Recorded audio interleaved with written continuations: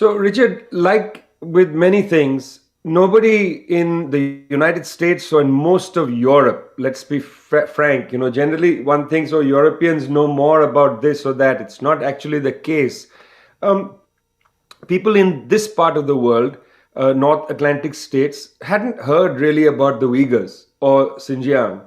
And, people used to joke, Gore Vidal used to joke that people in the United States learn their geography when their country goes to war. Suddenly, everybody seems to be well versed in what's happening in Xinjiang.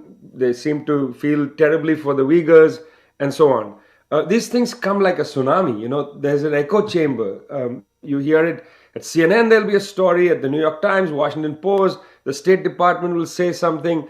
And there's what used to be known as the Wurlitzer effect. These mirrors begin to shine on each other and everybody sees the same thing. And before you know it, there's a settled opinion. There's a settled opinion that there is forced labor in the cotton fields of Xinjiang. It's always funny to have people in the United States, one of the epicenters of global slavery, to talk about forced labor in cotton fields, never having really apologized for the slave system and so on. Anyway, there's certainty that there's forced labor in the cotton fields, and then there's genocide. This word genocide gets thrown around a lot after the Rwanda events. It gets thrown around a lot.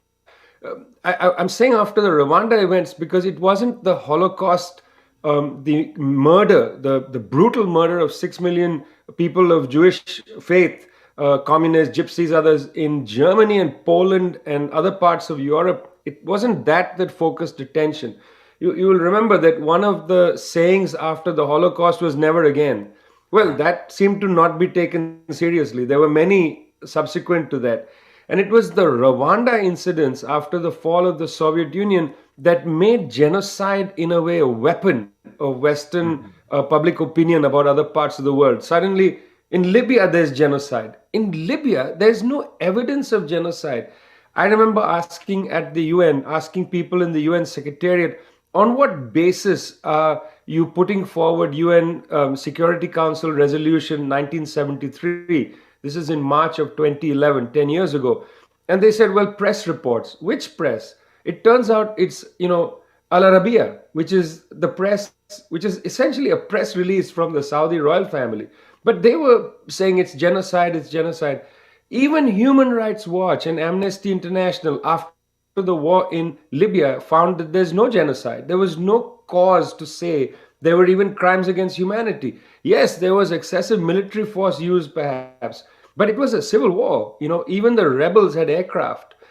It was perhaps quite a brutal civil war for, what was known in Libya, but it didn't attain the status of genocide. That's a very privileged kind of concept.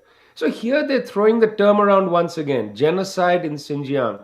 What's the evidence? Well, there's none really.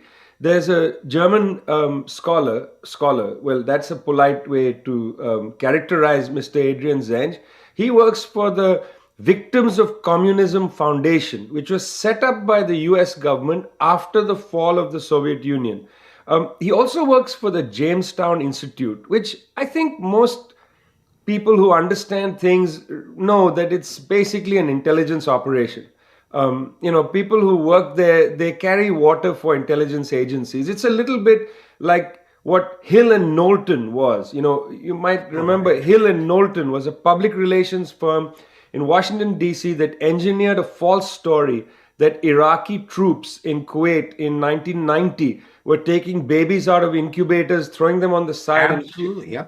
Yeah, it was Hill and Knowlton that engineered that whole public relations campaign. I think of the Jamestown Institute, Richard, as the kind of Hill and Knowlton of research institutes. It basically does the work of some agency or the other in Washington, D.C. Now, I'm not a conspiracy theorist. I don't believe that there are deep conspiracies and that there's a fellow somewhere with a lizard mask on and somebody else, in a tin foil. I don't believe all that stuff.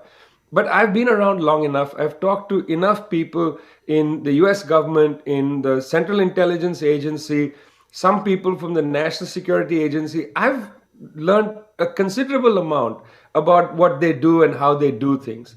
I'm not saying Mr. Adrian Zenj is a dupe. He well might believe these things. He has written terribly anti-Semitic things. He has written things that are, to my mind, Christian supremacist. Doesn't matter. You can write other things and be right about this. Right. Just because you've said something that's inappropriate here doesn't mean you're not correct about this over here. But Zenj's work is very weak, and where there has been no evidence before of forced labor, suddenly in the middle of this big, dramatic all eyes on Xinjiang, he writes a piece for a New Lines Foundation, which is linked to a very small conservative college. This so-called research institute puts out a document saying forced labor. Now, what's interesting, Richard, is you and I will write a piece, we might even research it for years, or we find small research institutes produce things. They don't get quoted immediately in the Washington Post. They don't Right. make it immediately to the lips of the US Secretary of State, Mike Pompeo, saying, oh, well, there's a German researcher, Adrian Zenj, and we have to take him seriously. That's extraordinary that in a compressed amount of time, an obscure person, who at least obscure in the public eye, suddenly gets picked up as this major expert on Xinjiang, is the only voice on Xinjiang. Now, I was interested in this story not because I wanted merely to say, well, how can you take this man at his word? But I contacted people in Xinjiang, talked to journalists, co-wrote a piece with my colleague who works for like a research institute. He's mainly a technology person, but we worked together, talked to lots of people, different cotton experts in Xinjiang, people who are college professors. I quoted one of their books and so on.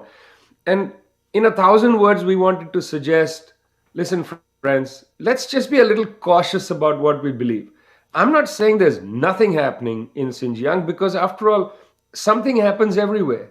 Something happens Right. everywhere. It's not that nothing is happening in Xinjiang, but to call it genocide like this seems to me part of an information war against China, to which I think sensitive people should be wary.